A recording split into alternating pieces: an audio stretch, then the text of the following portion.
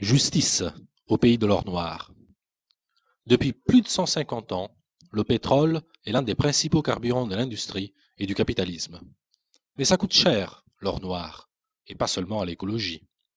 Ça coûte la vie, en Irak, en Libye, en Afrique subsaharienne, où la mainmise des compagnies pétrolières est garantie par les bombes, les massacres et les coups d'État. Ça coûte de l'argent en France, un marché de plus de 50 milliards d'euros, de quoi vous pomper un salaire à moins de 2. Un plein de 40 litres à 1,60 € le litre coûte en ce moment 64 €. Sur ces 64 €, 1,30 € tout au plus servent à payer l'extraction. Le transport, c'est 60 centimes. Le raffinage et la distribution représentent au maximum 16% de la somme, soit 10 €. Ça fait au mieux 12 € sur 64. Où passe donc le pognon? Le pays d'extraction touche une redevance, mais elle varie suivant ses capacités de négociation et le nombre de bombes qu'il a pris sur la gueule. Ce n'est donc pas ça qui pèse le plus lourd. Le gros de la pompe Afrique revient à l'État français, qui prend environ 38 €, soit 60% du plein d'essence. Or, la ponction de l'État et les coûts du pétrole sont restés quasi stables en pourcentage depuis le début de la nouvelle flambée. Ce sont donc bien les marchands qui font augmenter les prix. Comment font-ils? Bien sûr, la réalité économique et politique a une influence sur le prix du pétrole. Mais pourquoi la guerre en Libye a-t-elle fait bondir les prix du brut alors que ce pays ne pèse que 2% du marché? Comme le dit le PDG de Total, Christophe Demargerie, qui veut peut-être la carte du Parti communiste français, les marchés utilisent ces crises pour justifier leurs opérations spéculatives. Il faut savoir que chaque jour s'échange sur le marché 4 fois plus de pétrole que celui réellement produit ou consommé. Les marchands, en somme, vendent un pétrole qu'ils n'ont pas à des gens qui ne l'achètent pas.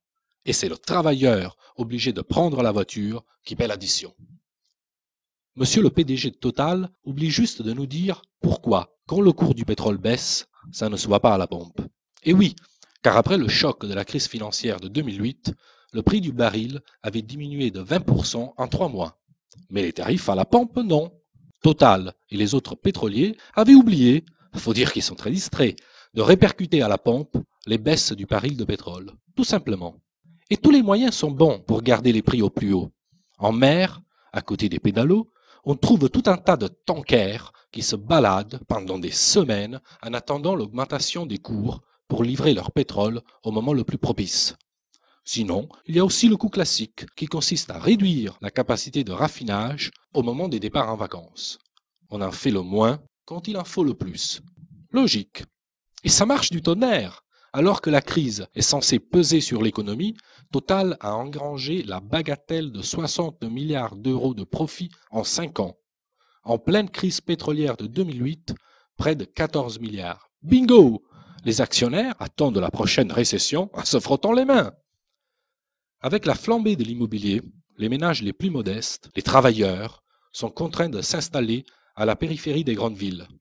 Résultat, faute de transport en commun, ils paient de plus en plus cher l'essence pour se rendre au travail, accéder au commerce et aux loisirs. Aujourd'hui, un ménage habitant en zone périurbaine consacre en moyenne près de 1 500 € par an à ses dépenses en carburant. Et dans ces 1 500 €, 60% de taxes.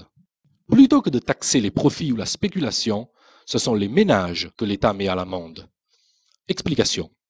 L'État perçoit annuellement environ 35 milliards d'euros de recettes via la TVA et la taxe sur les produits pétroliers. Donc, plus l'essence augmente, plus l'État encaisse. Et comme en même temps, l'UMP garantit les niches fiscales, maintient le bouclier fiscal jusqu'en 2012, allège l'ISF, avec les taxes sur les carburants, ce sont les cadeaux fiscaux aux plus riches qui sont financés et pas les services publics. En gros, vous payez la défiscalisation des plus riches. C'est pas beau ça? Raquette des ménages en France, misère des peuples dans les pays du Sud, accaparement de la rente pétrolière par les groupes, les spéculateurs et les dynasties familiales dans les pays producteurs, on voit rouge au pays de l'or noir. Il est pourtant possible de mettre un peu de justice dans ce pays inflammable. Il faudrait déjà fixer des limites Instaurer un prix maximum à la pompe, révisé périodiquement, histoire de freiner les vautours. Il faudrait aussi que l'État donne l'exemple et commence lui-même par lâcher les gens en diminuant de 5% la taxe sur les produits pétroliers. Une fois calmée la douleur, il faudra s'attaquer à la racine du mal en adoptant un plan d'urgence ambitieux pour développer les transports publics. Évidemment, tout cela a un coût, mais à 64 € le plein d'essence, ce n'est pas le pognon qui manque. Les bénéfices du trading spéculatif sur le pétrole sont de plus en plus juteux. Les compagnies pétrolières s'engraissent sur la manne. La justice et le cholestérol commandent de les mettre à contribution. On sait tous que l'impératif écologique nous impose de changer de mode de développement et de réduire notre dépendance aux énergies non renouvelables.